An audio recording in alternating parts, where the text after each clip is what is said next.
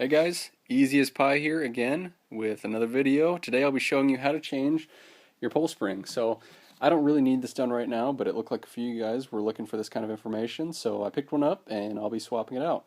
So in order to do this, you'll need a pair of 7/8, either an open-end wrench or a socket or any combination of. It's really not too difficult. And so just put the pair on either end and begin to loosen them up. And as you see, I already got the one nut off of the left side and it's pretty much loosened up. Now if we come around, you'll see that the pull spring is actually pretty loose in there right now. So that shouldn't be offering any resistance. Most of it's going to be the downward force of the pull pressing on this bolt, and then there's a few nylon washers that are in here that are also putting a bit of pressure on this. So back it out and be careful. Find something to support your pull with. You just suspend it straight up or have a buddy hold it while you're pulling this out. Alternatively, you could take your pull rest out and lay the pull down and try and offer some relief on this bolt as well. And here's one more quick shot. I've got that bolt pulled about halfway out and it's pretty loose at this point. It should slide out from here. Alright, so I've got the spring out, and when I took this out, it's in there like this, and you'll see all the wires in there. If you just kind of twist it out like that, you'll get it around all the wiring, and I'll show you that when I put it all back in. Now, just a quick look at this pull spring. I didn't think it needed replaced, but now that I take a second look at it, you can see that it is compressed quite a bit more than this. I mean, it's not a new spring by any means, but it is less sprung than the newer one, I should say. So I guess maybe it is a good idea that I'm replacing this. It'll reduce the amount of lifting that I have to do while I'm riding, and maybe give me a few more minutes of enjoyable riding out there.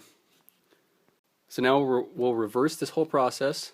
I'll start by sticking the spring in behind the wiring and the throttle cables and all that stuff, and then I'll slide the bolt in and get it all put back together. Alright, so as you can see, the pull's loose.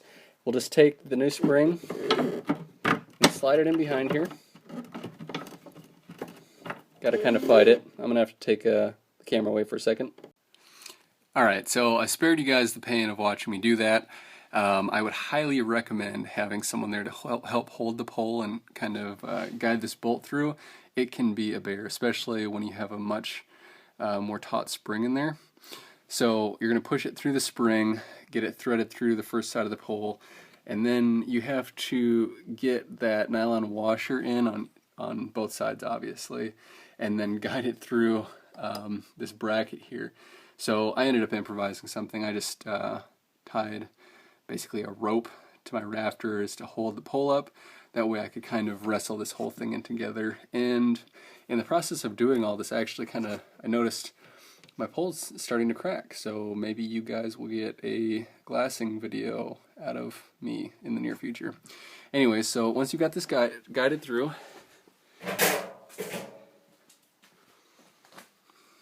you'll see the bolt starting to come through. Anyways, just finish pushing it, or not pushing, but threading it through. And tighten it down as well.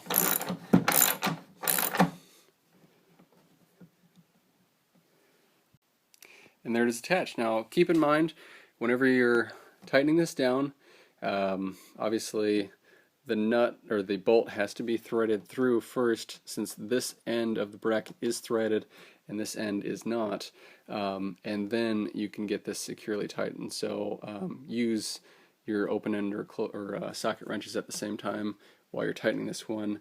Give this one a bit of a tightening as well. Something else to mention is that this bracket, if you tighten it too much, you're going to get a lot of deflection in this bracket here. So don't over tighten this.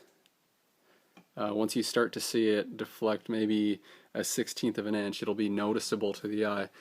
Take it easy at that point, because you don't want to break this bracket. You'll have a much bigger project on your hands if that's the case. Alright, and now besides riding your ski, the last thing to really do is just center this spring, push the pole backwards, and you'll see the spring will loosen up quite a bit, and you'll be able to move it, left or right, whichever way to get it centered on the pole. So that's really all there is to it, guys. I hope this has been a helpful video. Like I always say, if there's anything any videos I can put up to help you guys out, put it in the comment section. Otherwise, thanks for watching.